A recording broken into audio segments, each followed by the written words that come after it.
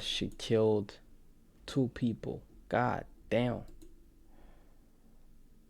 Ooh. It was supposed to be a beautiful Easter morning in 2021. What happened next would never be forgotten for this family. We weren't getting a pulse on it. This is the people. We've been tracking this case for the oh my gosh. last 2.5 years. After dozens of open records requests and the hiring of an attorney, we finally obtained the records related to this tragic incident and go in depth on the story behind it. 911 calls detail the seriousness behind what took place. April 4, 2021, 10:32:35. Police and fire, what's the address of your emergency? Yes, there's been a severe car accident on Highway 42. What's the cross County street? Road 42. What's the cross street? Bubble Barn. Bubble Barn. County Road 5. County Road 5. Okay, how many vehicles? What happened? Two vehicles. Is Very, anyone very injured? bad. Yes. Yes. Okay, what kind of injuries? We don't know. We're driving past it. But they're completely totaled. Completely It looks like it's going to start on fire. Okay, you're not. Are you there anymore? No, we've driven by. Okay, stop. They've been on the way this entire time. This is just getting more information for them for when they arrive, okay? Like I said, we have a lot of help on the way. Thank you for calling. Yep, thank you. 10:32:39. 911, is this a life or death emergency? Yes, it is. There's a car crash on 42, like right by the gas station. 42, hold on. 42 and what? But I don't know. Whatever's by the bubble What barn. happened?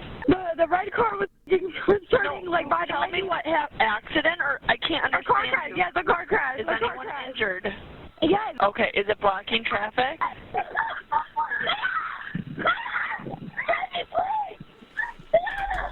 Damn, that's a really fucked up car accident, I ain't gonna lie. If a car accident have more than 2 colors, bro, then yeah, that's really bad, a car accident. That's witness too. That's what that's called.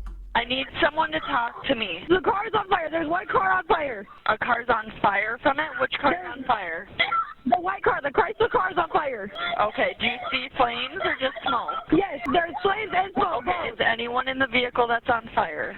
No, not in the vehicle, but the car and the SUV, there's somebody that is not conscious. Just stay on the line with me. I have lots of help on the way. Are you involved or are you just passerby? No, I'm a passerby, but my friend's brother and sister were in the car that just got hit.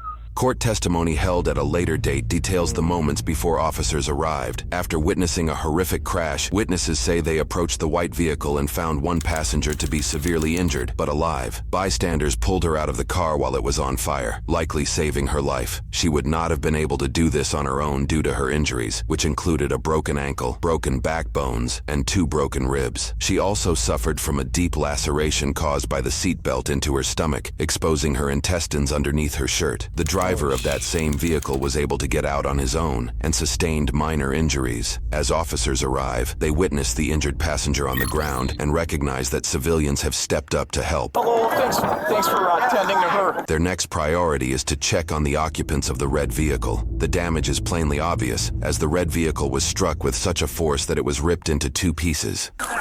Damn, what kind of car accident? What was the speed limit for like them to reach that speed? Because, bro, that's really bad, bro. Like, that's really bad.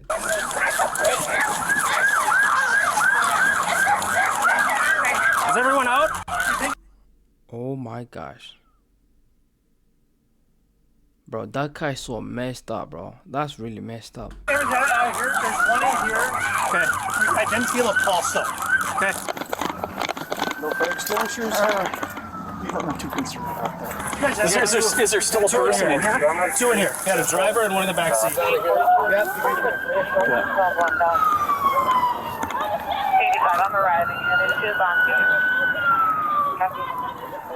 Bonfield. 45, 122, or 86. We've got 2 trapped inside of a vehicle that'll need to be pried out. I don't know if they've got either the 2 have a pulse. No. Okay. I understand your concern. Yeah. I'll just have you wait back here. Thank you. Not getting a pulse on the back seat. These people aren't coming out of this vehicle, right? Nope. Am I seeing that right? Okay. Yep. All right. I appreciate your assistance. Thank you. I'm a former EMT. Oh, I ain't gonna lie, I feel like the cops is really cool, bro. Bro, if a cops is telling you this, bro, yeah, I don't know, bro.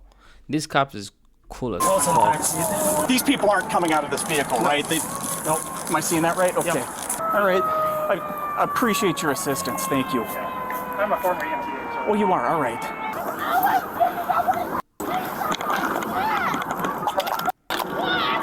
All right. And we know that nobody's in this one?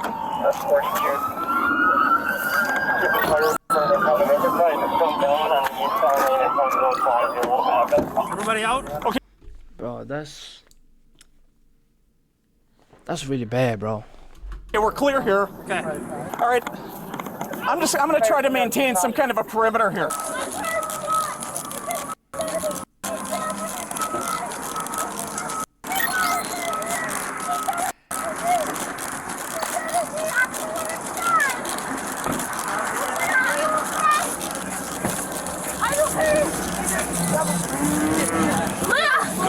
Who's in the car? Don't get in the car. I'll give it to you later. Please get them to the hospital now. I will give it to you. I will give it to you all right now. Just get them to the hospital now. She has a huge cut right here on her neck. Well, did you see what happened, or you just heard videoing? I just saw this and I came over. Okay, so you did. Why the fuck do they have the phone out recording just to post on social media, bro? Instead of, bro, this is what we saying, bro. Our society, bro, is cooked, bro. If you're not cooked, like, we are cooked. We are so cooked, bro. But imagine having your camera out on accident instead of you helping, but you recording, bro. But we are so cooked, bro. Like, really cooked, bro. And this shit is not, it's not funny, bro. This shit sad as fuck, bro. See it happen, or you didn't? No, I didn't see the accident. Okay. Yeah. All right.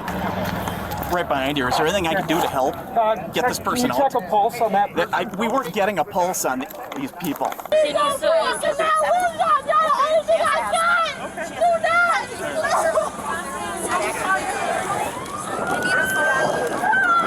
Can we call somebody? Were you in the car? No. I called her. Can you come? Were you in the car? The passenger or the driver? She's a passenger. She's a passenger.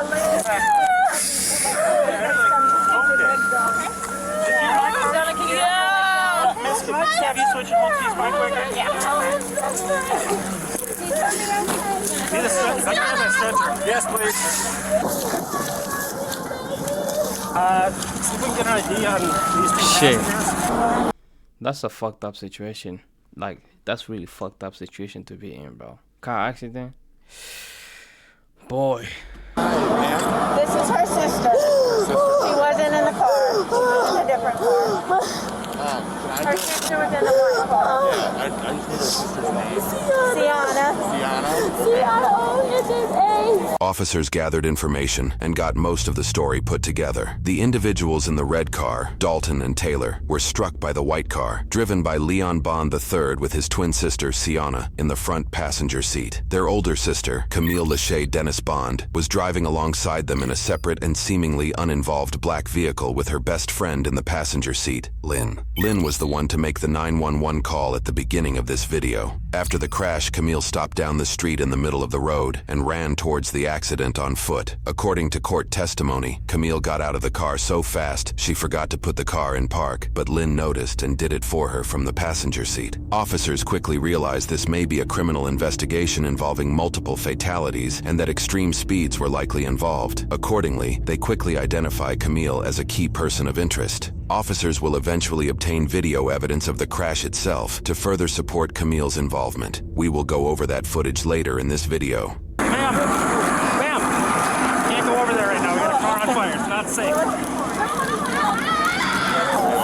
It's okay. It's okay.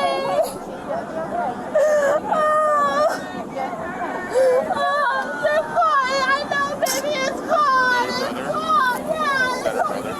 I don't know. I'm making sure it's that car out there. Sure, 770. What was it? Here, Camille is immediately placing blame on the other driver. She doesn't hesitate to use profanities towards Taylor, who she incorrectly believes was driving the red car. I think we're going to call 1070. Okay. 45, 122. There's going to be two 1072s. Officers unfortunately discover the two individuals in the red car, Dalton Lee Ford and Taylor Nicole Garza, have been killed in the crash. The couple was 22 years old. Damn.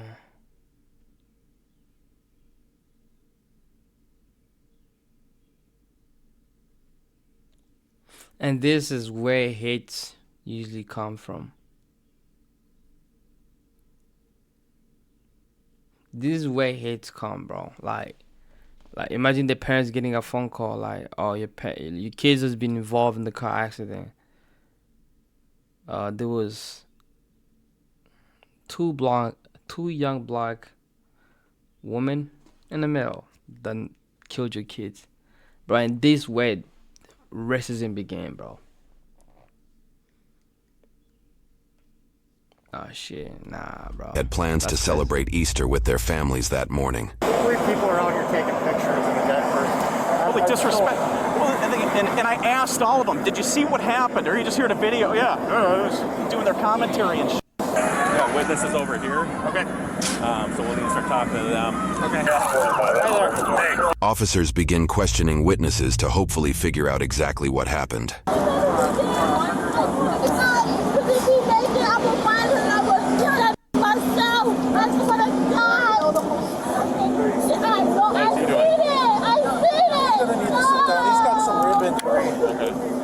So whenever we get another... Can you help put back? No, can't like wipe his face off. You got flash drive. Yeah, we were all going back to my house so we could get dressed and go. Why the fuck would you say you're gonna kill somebody that was just involved in a car accident, bro? I know mistakes happen, bro, but like, god damn, bro, like you finna kill somebody? Now imagine getting the news that they got killed by your own people. And it was not the reason why they caused the car crash, but it was your own people that caused it.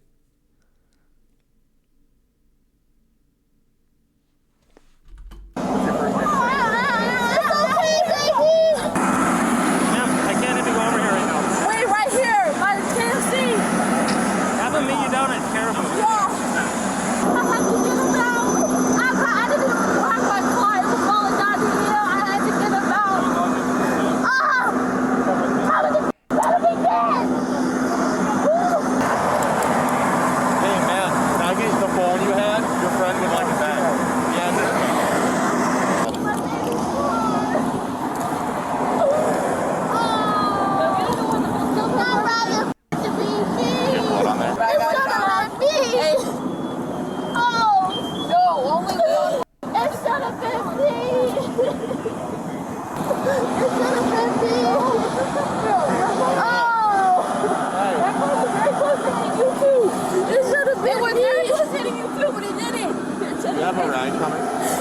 My mom is here, but her car is up there. Okay. Is your car still drivable? My car is fine.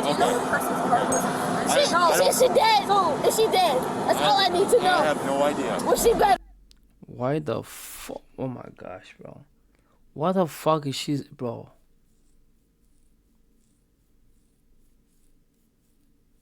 But that's so evil, bro. Bro, I get it. You people was caused in a car accident, bro.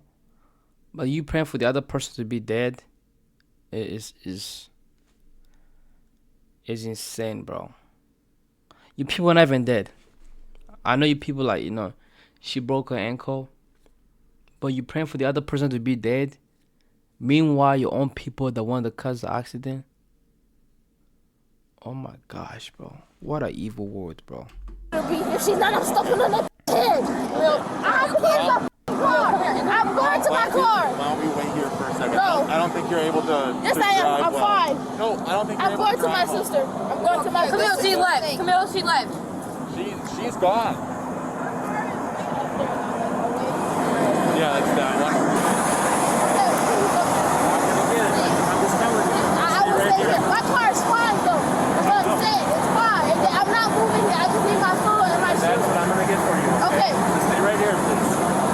Hi, I'm Matt. I know. Look at my baby. I'm sorry. Is she dead? Your sister or no? No, that bitch. I don't know. I don't know, ma'am. I'm very sorry I can't give that information, but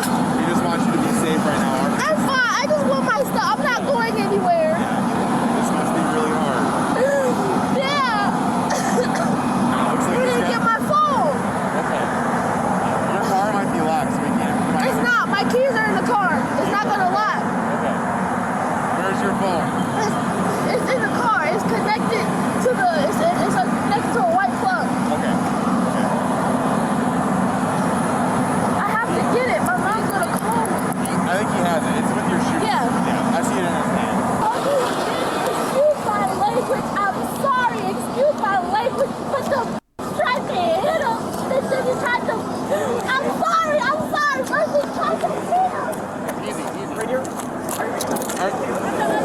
You're the auntie? Okay. All right, Philip right over there. They went to the hospital. They went to Ridgeview. Okay, yeah, I gotta go. And they're both? Passengers in the white car are okay. What about the other people? I don't know yet. Okay. Let's get you off this. I gotta go. I need everybody to go on the other side of the road. I'm going to the hospital. I'm going to the hospital. I work there. We'll get it taken care of, man. Okay.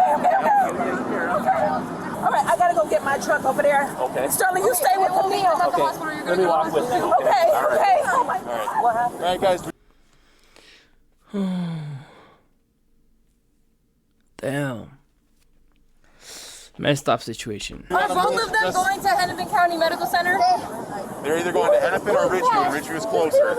Well, I was told that Tiana was going to Ridgeview Medical because this is both of her children. Yeah, so then they're going to Ridgeview, which is in Burnsville. They're going to the Ridgeview Hospital that's in Burnsville.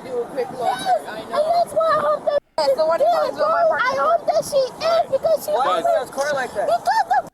Can you talk to her? Because she just said that they just passed that hospital. She tried to beat him, and we all tried to go around her, so he wouldn't hit her. They went to county in Minneapolis. They both went to county in Minneapolis. And she tried to beat him still. Let's move to this And then next she tried to go around him. I don't know why they We're took just them gonna over try there, and clear up the Mama. I road, don't know. She's using a lot of a bitch words. I don't get it, bro. And she's saying that I hope she's dead. Like, bro, what the fuck? Why would you hope somebody's dead, bro, in the car accident?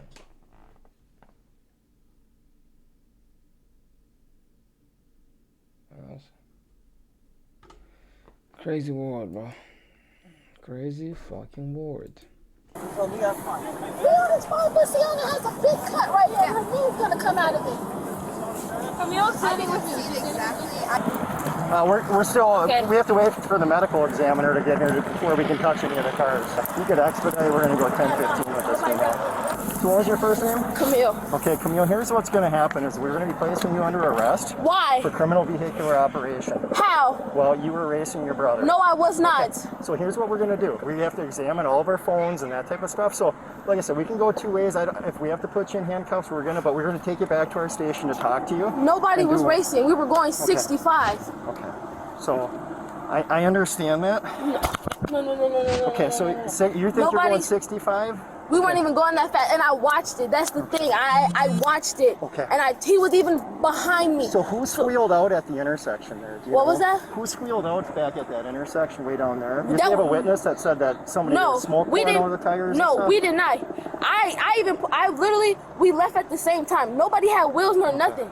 Okay. That whoever told you that is lying. Okay. And I'm just gonna say it like this: whoever told you who said that, most likely is probably white, and I know it is. This wouldn't be the first time Camille has claimed being prejudiced against while being accused of a crime. Before the day of the crash, Camille held several speeding tickets in her records, even though she was just 19 years old. Her first ticket listed she was traveling 50 miles an hour in a 30-mile-an-hour zone, 20 miles over the speed limit. Her second speeding charge was for going 58 miles in a 45-mile-an-hour zone, 13 miles over the speed limit. However, the ticket details that she was very argumentative with the officer in this situation. The report shares that she argued she was pulled over due to her loud music and her being black, then claimed she Karma is a bitch.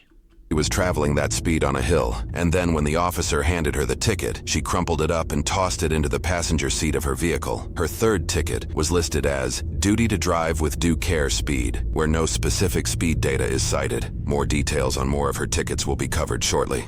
We were not racing, no, none of that. You weren't racing at all? No, Okay. I told him, for a simple fact, I'm gonna tell you just like this.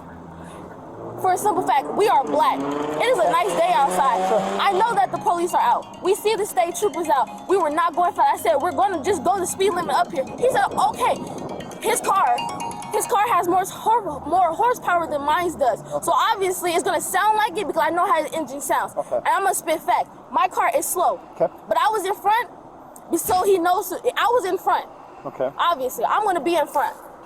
Because he's gonna follow my lead. We were not going fast. She gassed on it. When I mean she gassed on it, she didn't see him because he was behind me. My car was up there, but I moved it up here because it was rolling back and it was still in drive. I don't want to mess up my transmission.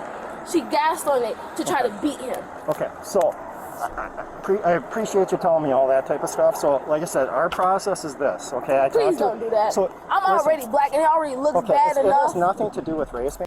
Bro, see, that's what I'm saying, bro. Like, I get it, bro. I get it. Sometimes the system can go against us, but it's not gonna be all the time. Oh, I'm black, I'm black, I'm black, I'm black, I'm black, I'm black, I'm black, I'm black. Bro, they can see that already. They can see it, bro. Like, you don't have to use the black to get a situation, bro. Like I said, it's not every cops hate black people, bro. As black people, we try to make it look like it. Look, you can have a black people in the street killing each other, we won't say a damn thing. But if a white cop kill a black person, riots. And that's how black people are, bro. And I ain't gonna lie, bro. And that's the other shit that I'm not even proud of us, bro. We always use the black. I'm black. I'm black. I'm black. That's why you hear me. I'm black. What? That's why you give me a ticket. I'm black. This is black. What? Bro, we gotta stop using that shit, bro. Like, we gotta stop using it, bro. Karma is a bitch. She said, bro. Imagine, bro. Just imagine, right? You the one who caused the accident. And you're praying for the other person to be dead because you think they're the one who made the mistake. But they look at your record, you always race. Racing with people. And boom, today you cause an accident that killed 2 people. And you're still praying for them to be dead before you even find out that you killed those 2 people. And then you, instead of being calm and praying for them to make it out, you are praying for them to be dead. When you get caught, or you say, oh, you're trying to arrest me because I'm black. Bro, come on, bro. We gotta change that shit, bro. And we have 2 people that are dead right now caused by an accident. Because she gassed on it. Okay. That has nothing to do with me and my brother. Bro, she don't give a fuck. You can hear it, bro. She don't even give a fuck about them being dead, bro.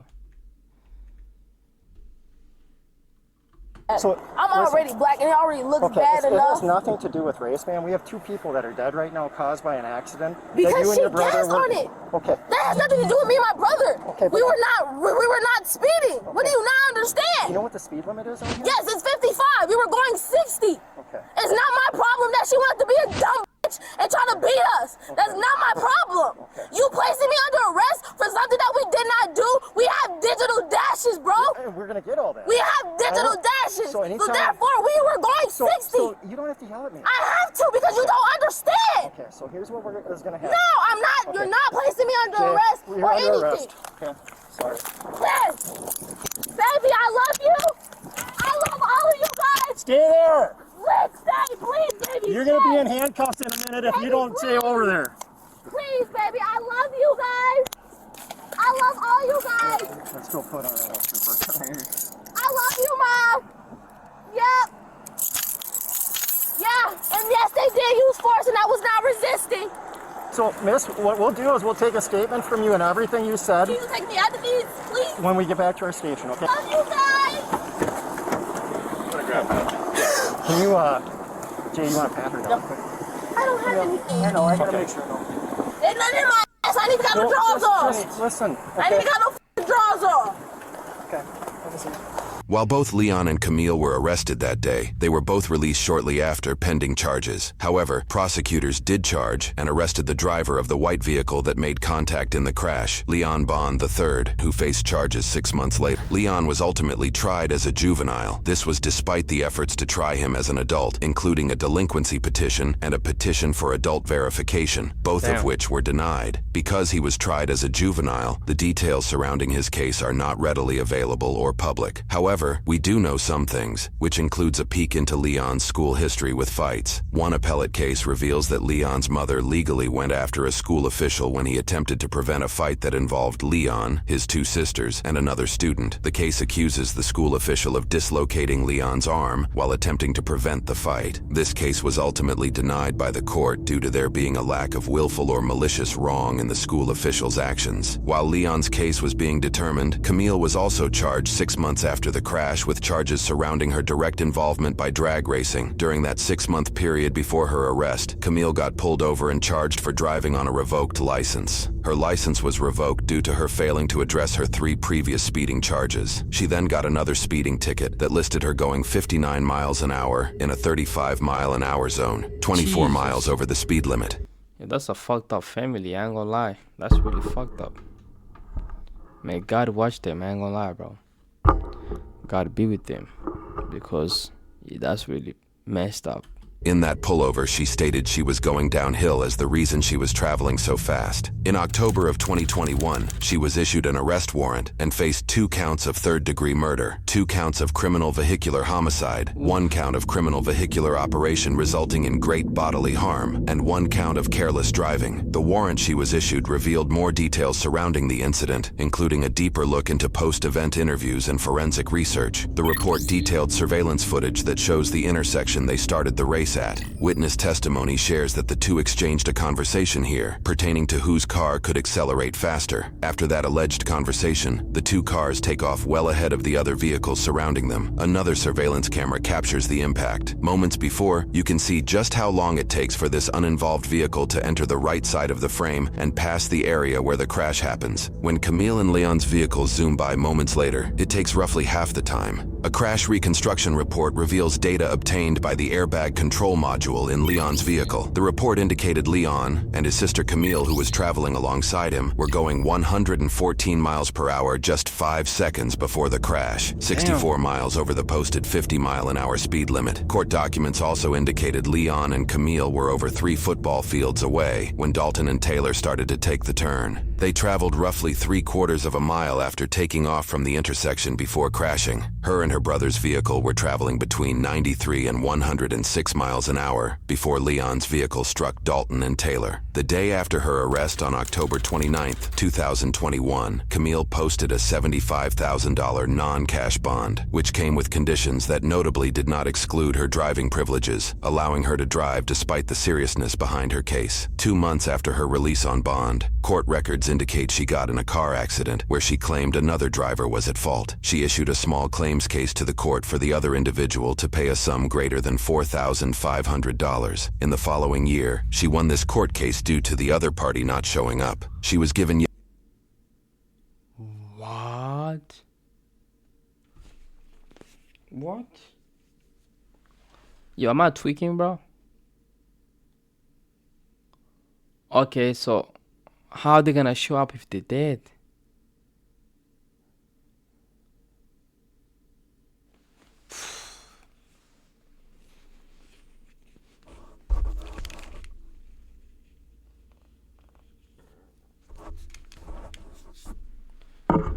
Yeah, that's crazy, bro. Yet another speeding ticket in May of 2022. This time, she was caught going 83 miles an hour in a 60-mile-an-hour zone, 23 miles over the speed limit. In this pullover, the ticket cites that Camille was unaware of the speed limit, cried, and explained to the officer that she had a bad experience with law enforcement before and was afraid of cops. State records allegedly showed her car's registration was expired despite the stickers on her car displaying she was up to date. In January of 2023, 3 months shy of 2 years after the car crash, news reports indicate that Camille's brother Leon pled guilty to 2 counts of third-degree murder. He was sentenced to 25 years of prison that same month. Because inmates only have to serve 2/3 of their sentence before transferring to probation, this means he should be out of jail in 16 years and 8 months, or in September of 2039, when he is 36 years old. However, rules apply differently for juvenile cases. Here is an image posted on what appears to be Leon's Facebook page, posted in September of 2023, where he seems to be under house arrest. He proudly holds what looks to be $1,000 in cash with a smile on his face. Because Leon was being tried as a juvenile, he was put on probation until the age of 21, with a stayed sentence of 25 years in prison. As long as Leon doesn't break probation by age 21, his sentence will be considered served. In mid-2024, Leon turned 21 and successfully completed his probation. His sentence for murdering Dalton and Taylor is considered served. His sister, who operated the other racing vehicle, Camille Dennis Bond, faced a slew of charges as an adult for her involvement, making her case information more readily available. Through court deliberations, Camille's defense team would not only argue that she was not at fault due to her not being in the vehicle that struck Taylor and Dalton, but would go as far as to say Dalton should have yielded before the turn, and even suggested Dalton was at fault for the crash. In this section of the video, we will cover the surprising court deliberations that brought the case to its conclusion. In court, several factors were brought to light through witness and expert testimonies. While there are some notable instances of witnesses ascribing the scene to being horrific and the worst thing they have ever experienced, some more frustrating revelations deemed that Camille and her brother Leon were not only reckless with their actions, but continued to be reckless after bystanders had told them to slow down prior to the crash. Court testimony details that a bystander noticed descriptions of Camille's and Leon's vehicles traveling at a high rate of speed past her house in a residential neighborhood. This frustrated the witness as it was Easter Sunday, and there were children outside. This witness noticed that the pair parked down the street from her residence, so she decided to walk down to the cars to tell them to slow down. This witness's testimony matched the descriptions of Camille, her passenger friend Lynn, and the description of the vehicles Camille and her brother were driving. After the neighbor had spoke to them directly about slowing down, she claims the cars then sped past her on the road as she was walking back to her home, which was an inferred attempt at retaliation. This neighbor then tried calling 911 at 10:28 over their reckless behavior, roughly 4 minutes before the crash happened. Unfortunately, it appears the call didn't connect, and the neighbor decided to let it go, seeing as she only had a partial license plate to work with. A couple days later, when she saw a news article involving the vehicles, she claims to have recognized the plate based off the partial she had, causing her to call the authorities to inform them of the racing activity she saw the pair engaged in earlier that morning.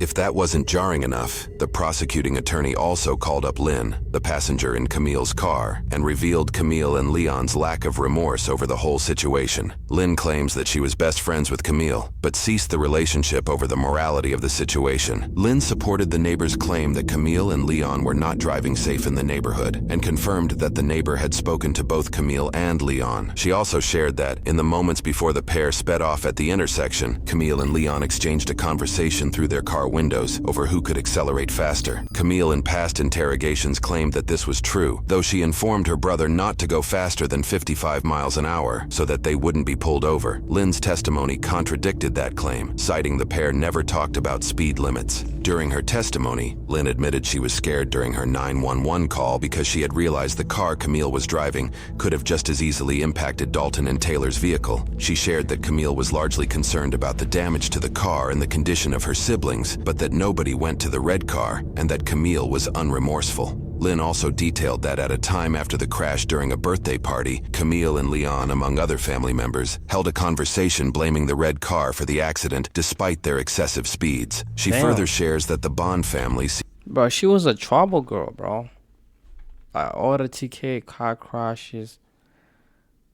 And bro, yeah, she was a trouble girl. Seemed to only care about their own family being injured and held no empathy or sadness for Dalton or Taylor's passing. Lynn also cited that she stopped being friends with Camille after the birthday party because she felt sad, traumatized, and remorseful, while Camille felt differently. Other witnesses appeared on the stand to share their opinions of Camille and Leon's driving. One witness shared they told others after witnessing their speeds that they're going to kill somebody moments before the crash. Other witnesses added more claims to Camille's words on scene, including, "The f***ing better be dead or I'll find her and kill her," and "You stupid dumb-ass effing white bitch." Others sharing, "In all the years I've been driving, I've never seen two cars drive like that before." And that witnesses found it jarring. Camille didn't attempt to help her injured sister, but was able to maintain threatening 2 fatal crash victims. The defense's argument that Dalton and Taylor's vehicle should have yielded brought frustrations to witnesses taking the stand. One individual having what appears to be a heated back and forth over the perceived ridiculousness of his argument. One professional opinion on the stand debunked the defense's right-of-way argument, citing that, statutorily, the right-of-way vehicle loses that claim if they are speeding, and in this case, the vehicles were estimated to be traveling over twice the speed limit. That same professional opinion cited data that showed if the 2 vehicles were not drag racing and were traveling the speed limit, Dalton and Taylor would have easily cleared the intersection without contact. a jury court would unanimously convict her on all of her charges. In closing statements prior to determining Camille's sentencing, countless contributions from the community shared how the case, and particularly the loss of Dalton and Taylor, impacted their lives. Taylor's father shared that he'll never forget the scream his wife, Taylor's mother, let out the day 2 police officers came to their home to inform them of their daughter's death. He shares that the sound still haunts him to that day. Dalton's older brother Dylan, a pastor, shared that if Camille's family remained blind to her guilt, that she would remain guilty on the day of her judgment, and God would strike her down for the murderer that she is. Friends of the family shared frustrations with Leon's light sentence, sharing that they hated the court system for giving him such an easy break. They also shared that rules do not apply to Camille, and that she will kill again. They referenced Camille's lack of remorse, pointing out that Camille turned to her mom, laughing and playing on her phone like it was any other day during breaks in court testimony. Documents revealed that the victim's family had just held a funeral the day prior for Dalton's grandfather. One cousin noted that the last photo they all took together as a family was that day. Veronica, Dalton's mom, pointed out frustrations with Camille's lack of remorse and her continued speeding infractions after the fact. Dalton's father, Jim, highlighted Camille and Leon's previous school fights, along with their alleged fist fight that broke out when they got in an accident with another driver. He also cited her claims of racial prejudice against her to be nothing of the sort when it came to Dalton and Taylor, sharing the pair had gone to Minneapolis in support of George Floyd, that Taylor had continually engaged in Native American culture and reservation programs, and that his son Dalton was involved in a mostly Hmong and Hispanic car club. He also highlights an alleged social media conversation Camille had where she mentioned going drag racing again only 45 days after the crash. Jim also cited numerous individuals who shared stories of Dalton's acceptance and openness to other people. He also mentioned that, shortly after the incident, he and Veronica had discussed a hypothetical scenario. Their scenario involved Camille and Leon's mom, Crystal, coming to their house, apologizing and begging for forgiveness. In this case, Jim claims Veronica would have gave her a hug, invited her into the house for coffee, and discussed the nightmare as mothers, one to another. They purposefully told the court to keep communications open between them and all individuals involved, in case this scenario came to a reality. A year after the incident, once Jim and Veronica saw their hypothetical scenario would never come to existence, they closed communication through the court system. In contrast, when Camille and Leon's mother Crystal took the stand, she denounced the notion that her children should be called murderers, citing a Webster's dictionary definition that mentioned premeditation, even though they were being tried for third-degree murder. She also claimed she feared Camille was going to become the next George Floyd, and said Veronica had, quote, verbally assaulted her for calling her a bad mother a year after the incident. When it came time for sentencing, the judge first cited his reasoning. He shared that, in my 40 years of being involved in the legal business in various aspects, I've never been involved in a case that's affected and impacted so many different people in so many different ways. He also pointed out frustrations that Leon was tried as a juvenile and wouldn't spend a day in prison as long as he abides by his probation conditions. Before sharing the sentencing, he told Camille directly, I think you're in deep denial about what exactly your role played in this event. For her third-degree murder charges, she was sentenced with 150 months for one and 180 months for the other, which would be served concurrently with her sentence for criminal vehicular operation resulting in serious bodily harm, which amounted to 38 months. For the rest of her convictions, a sentence was not pronounced. Because all of her sentences run concurrently with each other, her total sentence is 180 months, or 15 years. In Minnesota, inmates must serve 2/3 of their total sentence, making her eligible for probation after 10 years. She was also permitted 107 days of jail credit. Her court fees were waived, but she was ordered to pay Dalton's mother nearly $30,000 in restitution, which would be deducted from prison wages and from pay she obtains while on probation. Using this information, having been sentenced in March of 2023, she will likely get out of prison at the tail end of the year in 2032, when she is 30 years old. After her sentencing, Camille submitted her case into the Court of Appeals to be retried. Her appellate case was effectively denied by the courts, sealing her sentence. While the records we obtained from the state pertained directly from Camille's involvement in the case, we were able to secure an interview with Dalton's mom, Veronica, to get more details surrounding Leon's case, and exactly how and why he was let off the hook so easily after being convicted for double murder.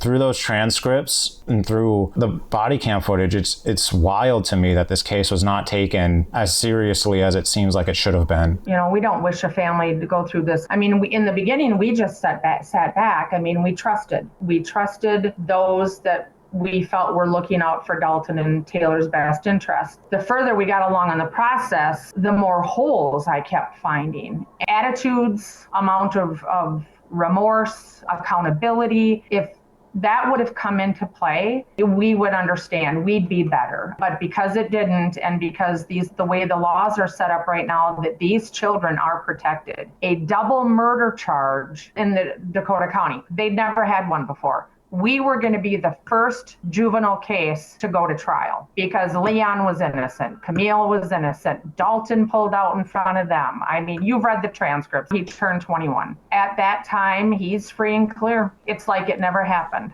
I bet you I did 75 open records requests. I fought hard and not so much on Camille's situation. I mean, because hers was adult, it was fighting the juvenile side. Strangely enough, they did make 4 changes to their juvenile certification process. The juvenile side, they say that this case will haunt them for the rest of their lives, that Leon was not certified as an adult. I found out there are 87 counties in Minnesota. There are 87 ways to certify a juvenile. County by county, not even Washington, Dakota, Scott, Carver, none of them go through the certification process for a juvenile the same way. The county that handled this case, Dakota County, certifies juveniles through a psychological and criminal record report, which then goes through an evaluation process involving multiple parties. To qualify for certification, the accused must be 14 years old, and in this case, Leon was 17 and 9 months old at the time of the crash. Secondly, the crime needs to be a felony, and this case certainly qualifies as one of the worst felony charges a person can obtain, and Leon got 2 of them.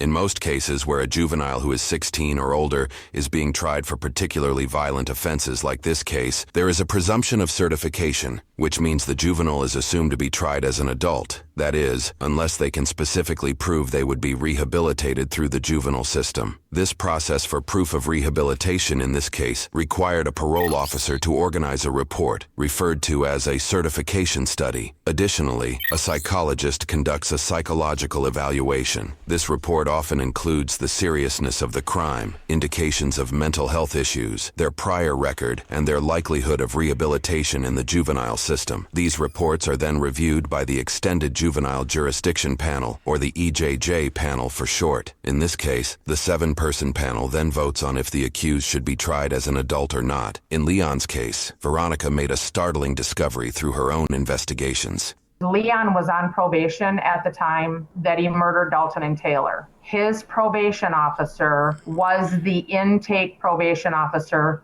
for the certification process. Leon was already on probation at the time of the crash. Reports indicate this was likely due to his violent behavior in high school. What made this a troubling situation was the extended history the probation officer had with Leon. These prior efforts to push for rehabilitation could influence the probation officer to unjustly suggest a favorable outcome for Leon due to their personal attachment to the case. Unfortunately, it seems that's exactly what happened. His current probation officer was the one that supplied all the information to the 7-panel EJJ members, and she left out all of his high school history. She only went up till 8th grade. And that, of course, influenced that panel. Correct. Additionally, news reports indicate that the same probation officer was also one of the 7 members on the EJJ panel to vote for or against Leon's adult certification. And it was a 4-3 vote, Harrison. 4 said juvenile, 3 said adult. In this case, that probation officer was one of the votes to not certify Leon as an adult. So 1 vote, with him being 80 days shy of 18, with a history, on probation for the 3rd time, 2 of them being assault charges, we just said that's a conflict of interest. And then they would come back and say, well, but the current PO is going to have the most history with that juvenile. Okay, but then that probation officer needs to give everybody the same information. The state forensic psychologist had everything, had all of his history from all the way through high school. The 7-member panel did not. So one of the changes that was made was all reports given have to be the same. You cannot pick and choose what members see what. The other one, the intake parole officer cannot be the juvenile's current probation officer. Right. The 3rd change was with restitution. The corrections department determined the amount of restitution. I had provided documentation showing, because Dalton. No, I'm so cold. They don't have to go to all that, bro. I ain't gonna lie, bro. You kill somebody, you don't go all through. Like, you don't go through all that, bro. It's called you kill somebody, you go to jail, or you get killed. I don't know, bro. But it's simple, though. It's simple.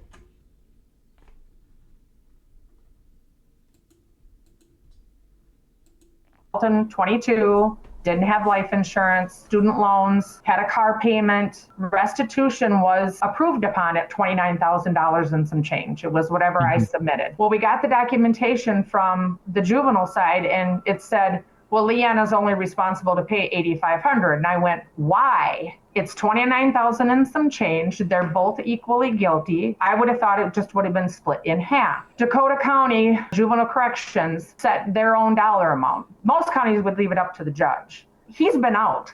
Camille's in jail. You know, she doesn't have as good of an opportunity to pay this restitution as Leon does. Well, they did change that now. It's no longer up to juvenile corrections. It is up to the judge. They got rid of the cap. They, in essence, had a cap of $8,500. The state forensic psychologist came back and said, yes, adult. There is not enough time to rehabilitate him. There is not. He for the severity of the crime, he cannot be rehabilitated, or she didn't think. She submitted her report the day before the EJJ panel did. The EJJ panel knew that the state forensic psychologist had recommended adult. They never reconvened. They never got into a room, never came together and said, let's look at this now. 2 people lost their lives. Right. This isn't a vandalism. 2 people were murdered. Dakota County Corrections does not like me. Does not, and I don't care. But they came back to me time and time again. I have it in writing. They were only required to do a summary. And I said, Dalton and Taylor deserved more than a summary. They lost their lives. You people need to fight for them and to make changes. So that is another change that Dakota County did make. Once they've pulled together the state forensic psychologist, they reconvene as a team to discuss the results and why they came up with what they did. Now, again, I don't know how I follow that. I don't know how I track it. You know, they put it on a piece of paper and they said, these are our new policies. Right. I did ask them also why they don't post that on their website. They said they're not required. Well, you know, maybe if they would have done some of the stuff, they wouldn't have had a me, you know, where I was a thorn in their side for months. Judge Carter, I mean, this was like the last thing he stamped on and he retired. And I get it, even if the EJJ panel would have said adult and the state forensic psychologist said adult, Carter could have said juvenile. At the end of the day, it is up to him. But, you know, how could he have gone against 2? He did not take into consideration anything that state forensic psychologist did. He, honestly, we think, Harrison, he made his decision before he even got all the details. That's how we feel. What other changes are you hoping that the state will be making? He did go down and spend 9 months in Red Wing. Well, 8 months. Red Wing is the juvenile correctional facility that Leon was admitted to for rehabilitation. I ended up getting a hold of Red Wing too, and I said, I want to know what type of a program you have in Red Wing to process or rehabilitate a juvenile versus somebody that's down there for theft or, you know, anything that you would end up at Red Wing for. And that is the only facility in the state of Minnesota for these juveniles that commit these higher crimes that if they were an adult, it would be a prison sentence. Well, we really don't have a different program. And I said, so you're telling me Leon is down there getting the same classes as somebody is down there for theft. They don't have any extra programs that they provided to Leon, the same counseling, everything. When I had gotten a hold of JSD and Hastings, I said, what does Leon's day-to-day look like? You know, he was taking class. He finally did get his diploma. So because he was a super senior, he hadn't graduated yet. But he was getting religious classes. He was taking yoga classes. And I'm sitting here thinking, he murdered 2 people. He's over here in the Hastings JSD. He's getting yoga. I mean, There has to be something above and beyond. Juveniles are given a slap on the hand. Just because they're under the age of 18, that shouldn't give them a get out of jail free card. And in essence, it does. If there is a situation where they can be rehabilitated, that needs to be done. But each case needs to be looked at. And when you're talking the murder of 2 people, you can't be the same. When we met with Keith, he agreed. He says, no, harder programs need to be given, longer probation. You know, he said, Veronica, once this law gets passed, we're going to name it the Dalton Taylor Law. 18, that can't be this magic number. He's an adult. I get it at the time. He was 80 days shy of being 18. He was arrested that day, but then he was let go. Now in Wisconsin, which of course is where we live, just across the river, 17, you're automatically an adult. Now Minnesota is actually trying to raise it to 21. Wow. There were bills that went in this last time that none of them went through, but the authors were, one was Bobby Joe Champion, Camille's attorney, that said, you know, the age needs to be raised to 21. The brain fully doesn't develop until you're 25. Then keep them in probation until they're 25. Don't let them off when they're 21. You know, extend it. Yeah, get it, but make them accountable, you know, and going the opposite direction of what we're fighting for. And I emailed those editors of those laws. Not one of them got back in touch with me. Leon murdered 2 people and got basically 25 months. How can somebody that drives that recklessly end up getting the sentencing that he did? Taylor was like a daughter to us. So we lost 2. And it's something that they're worth fighting for. Somebody was going to die. Somebody was going to die that morning on that road by their hands. You know, the last time we had court with Leon was right before his birthday, and the level of entitlement from that family, you know, I was standing right there that could have given him an opportunity to say something to me, her an opportunity, and they just, now I had some words with them as well, and they weren't pleasant, but they were words that I had been wanting to say to them for quite some time. And Tiana, the twin sister, looks right at Crystal, the mom, and said, Mom, she's nothing. Don't worry about it. She's nothing. And this is the twin sister they almost killed. And I just, you know, at that time it was like, yep, you guys took 2 beautiful, innocent lives and you could care less. If they would have taken ownership, fallen to their knees that day and apologized and said, yep, this is what we were doing, I mean, we'd be in a better place. Honestly, not even sure if they would have done that. They might not have even seen a day in jail. I believe at this time we can turn a page and not expect to hear anything. I hope and pray that Camille gets rehabilitated. The Bond family, I mean, those children have a history of anger. Even in high school, we had heard about it. I'm hoping and praying she can come out and be a better person and take the fact that she killed 2 people. She was found guilty, but she can still live her life. Yeah, that's crazy, bro. This whole case, man, I don't know, bro. As black person, bro, we gotta fix ourselves, bro. We can't keep relying on the black. You guys hate me because I'm black. The cops here don't like me because I'm black. We gotta change that, bro. Why don't white people do the same shit? Oh, you guys hate me because I'm white. Around black people. Veronica also took the time to speak about those who have helped her through the process. Harrison, the Burnsville Police Department are nothing short of amazing. They worked so hard on this case and they hand delivered the packet to the Dakota County Attorney's Office. It meant a lot. We had to have Dalton and Taylor's service at the high school. Over in the corner, out of my peripheral vision, you know, I saw 4 officers. They came to Dalton and Taylor's service and they just said that they needed to see them in a different light. These are 4 complete strangers. They were first responders, so they were there. And that meant the world to us. You know, it just goes to show you what kind of people. One of the EMTs, I mean, he broke down on the stand. He started to cry. I mean, you know, and young. And he just, you know, the tragedy of it all, This is a very tough case. It's a tough case. It's okay.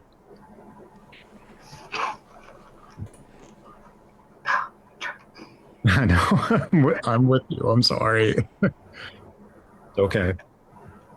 I'm okay. But Yeah. So, they're worth fighting for.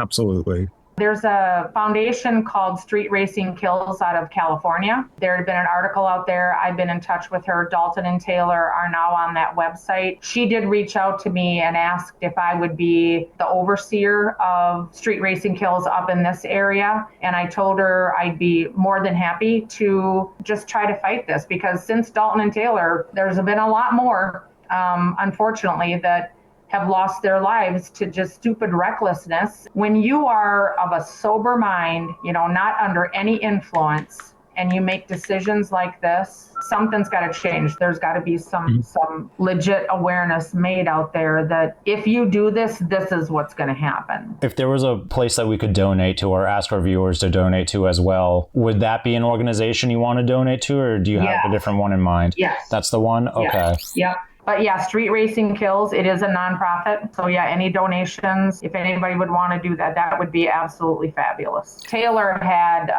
she was very active with the Lac de Flambeau. Yep, the reservation. Yep. Yeah, that would be another one is the Lac de Flambeau, because she was very passionate about that. So when you take two innocent lives, it shouldn't be too hard to get justice. It's just been a fight, And that's what I hope that this video helps. I mean, the more awareness around cases like this, the more hopefully there's a push for changes to the law so that something like this doesn't happen again. It's got to. I don't have any patience for aggressive drivers anymore. Veronica here shared that she had witnessed an aggressive driver on the road and called the police with license plate information. She then detailed that phone call. I said, I would like a Prescott just to go talk to her. So I had told the dispatcher that Leon had been pulled over. He had gotten warnings, and been let go. And sometimes it's just one person that can go and